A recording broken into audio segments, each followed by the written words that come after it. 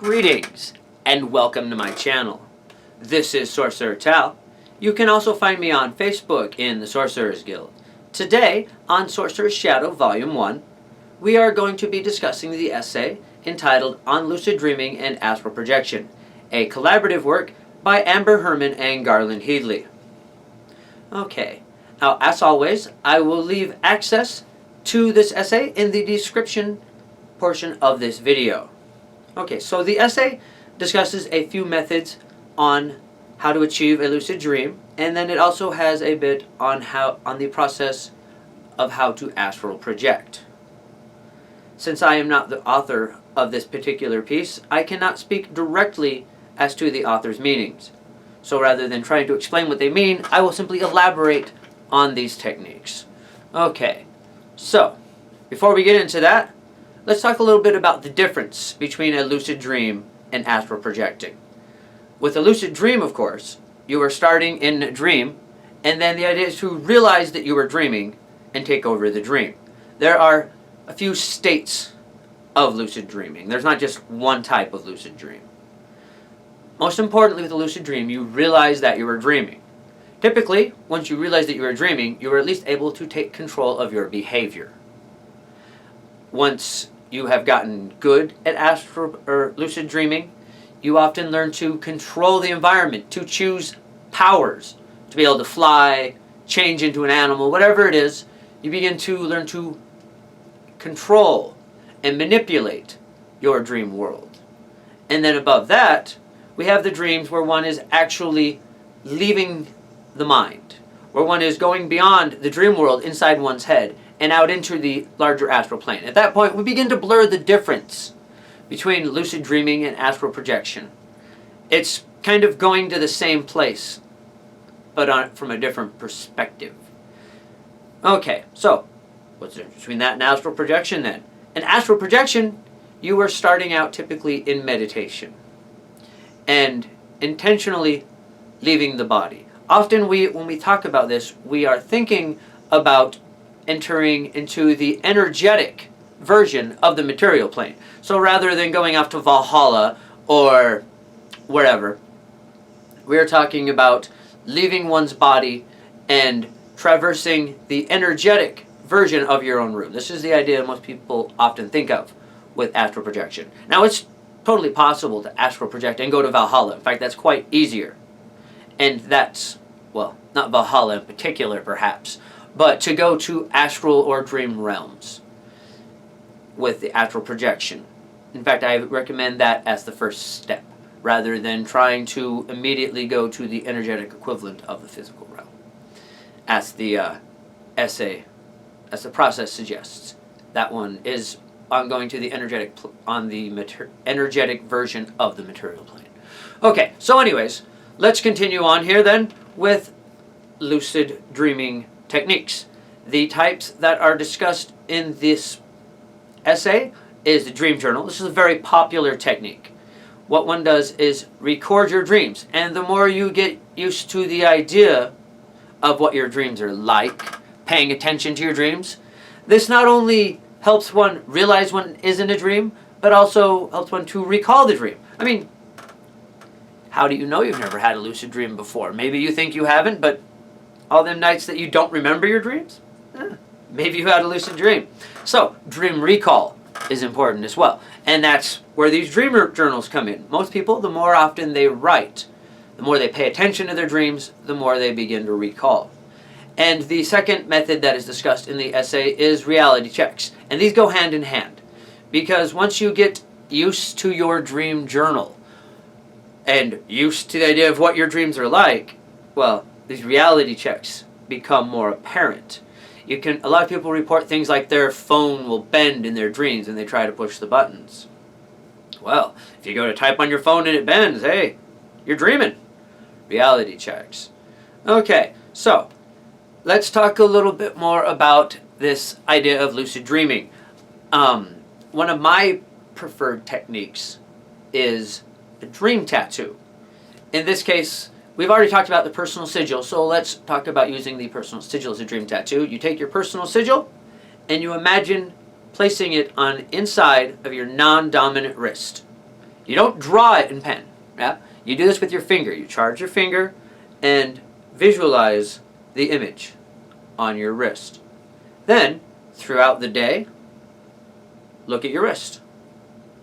If you don't see anything there, you're awake.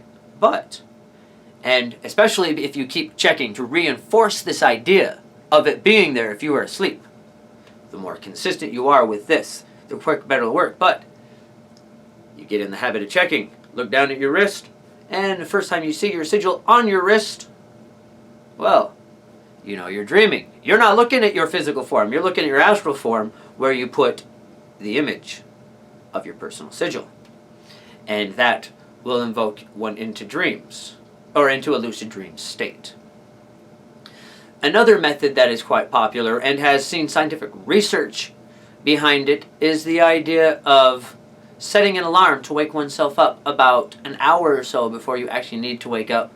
Waking up to the alarm, telling yourself that you are going to have a lucid dream, doing a statement of intent that you will have a lucid dream, and then going back to sleep. I actually have a video on lucid dreams. I will provide a link to that here, and you can go over that one as well, and that I discuss how to use sigil craft to invoke a lucid dream. Okay, so astral projection. I have some videos on this as well. I will leave links to those here. In the essay, the process is discussed of using meditation and focusing on the heart and then the breathing to become linked and synced up with oneself, and then simply stepping out. They talk about going to the material plane of one's room and using the memorization technique. It's quite laid out. It's laid out well there in the essay. There's not much need for me to elaborate on that. So, rather than elaborating on that, I want to discuss a little bit about my own things with astral projection. Okay, I do a very similar technique with the breathing. I don't like to be laying down. I like to be sitting, legs crossed, and arms like so. And I find that to be a very useful method because all of your body parts are close, nothing's there to distract you, and you simply focus on floating up out of one's body. Now, it's basically the same technique that they're discussing there. So, you read the description below in the essay, and it will explain the technique. But a few things that I want to talk about here besides the technique itself. Now, it says that it won't be as vivid at first. Yeah? You shouldn't expect that the first time you astral project, it's going to be as profound as a dream. It's going to be, you just stepped right out of your body. You're probably even going to still feel your body. Don't let this distract you. Go ahead and continue with the visualizations. As I said, I don't recommend attempting to go immediately to the physical plane. I recommend actually, especially if you're already familiar with lucid dreaming, attempting to astral project to some of these same places that you have gone while in a lucid dream to get you into the idea. So, if you are able to lucid dream already, a great idea for this is to establish a location and return to that location. So that means you're in a lucid dream, and if you are to the point where you can create in a lucid dream, all the better. We can start creating a dream platform, which I will be discussing in later videos. In fact, now that I've brought it up, that will be the next video that I do, is we will discuss dream platforms and that type of astral work. But for this video, let's just say that you aren't able to do that yet. So, what you would do is simply mark a sigil somewhere. Draw even your personal sigil on a place on the astral realm.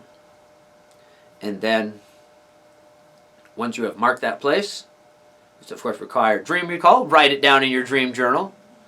And then, now that you have known this place, and there's a mark there for you to return to, go into meditation, focus on your breathing like it says in the video, and then project to that image.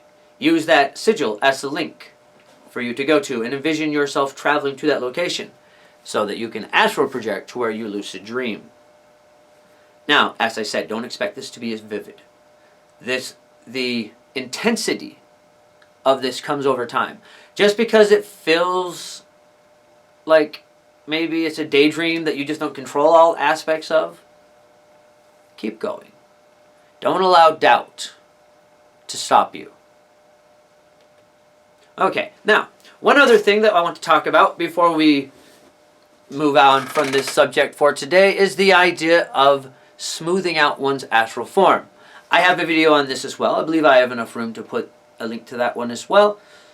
And this is for astral projection and or lucid dreaming, and it's actually a technique of smoothing out one's astral form. As I say, they're removing all the wrinkles so that one is able to enter and exit smoothly.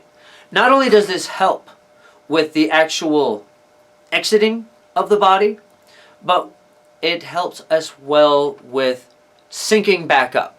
Some people report incidences of sleep paralysis involved with them learning to astral project or lucid dream.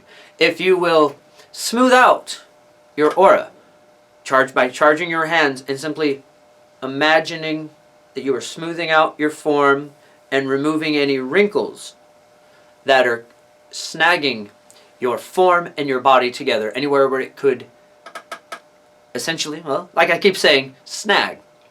Anywhere that it's not going to smoothly transition back and forth. You can actually just energetically smooth all that out. And it helps one slide out of the body easier. And helps prevent sleep paralysis on the return. Okay, so that will be it for this episode. Thank you once again for joining us. If you haven't subscribed to my channel, please take the opportunity to do so now. Until then, bright blessings and an interesting fate. This has been Sorcerer Tal.